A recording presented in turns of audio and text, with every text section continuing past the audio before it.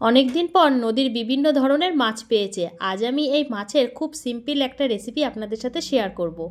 নমস্কার বন্ধুরা, ভাই বোনের হেসেল ঘরে সবাইকে স্বাগত।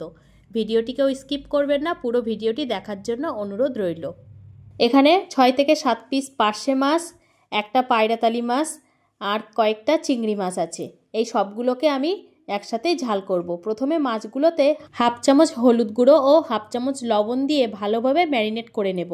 তারপর ফ্রাইং প্যানে 4 থেকে 5 চামচ সর্ষের তেল দিয়ে লবণ হলুদ মাখিয়ে রাখা মাছগুলো তেলে দিয়ে হালকা এপিট ওপিট করে ভেজে নেব। খুব বেশি শক্ত করে ভাজবো না, বেশি ভাজলে এই মাছের টেস্ট ভালো হয় না, সেই জন্য আমি হালকা করে ভেজে নিয়ে আমি প্রায় 2 কাপ মতো জল দিয়ে দিয়েছি। এবার জলে 1 চামচ হলুদ ও 1 চামচ লবণ দিলাম আর 8 থেকে 10টা কাঁচা লঙ্কা, 2টো শুকনো লঙ্কা ছিঁড়ে কিছুক্ষণের জন্য ঢাকা দিয়ে দিলাম। 5 থেকে 7 মিনিট পর ঢাকাটা খুলে সিদ্ধ হয়ে যাওয়া কাঁচা লঙ্কাগুলো একটা চামচের সাহায্যে ভালোভাবে ঘেঁটে দিলাম আর 2 চামচ মতো সর্ষের তেল দিয়ে ভালোভাবে মিশিয়ে রান্নাটা কমপ্লিট করে নিলাম। তারপরে এবার আমি মাছের ঝোলটা নামিয়ে নিলাম। রেডি হয়ে গেল আজকের রেসিপি গাং মাছের ঝোল। গরম গরম ভাতের সাথে খেতে কিন্তু দারুণ লেগেছিল।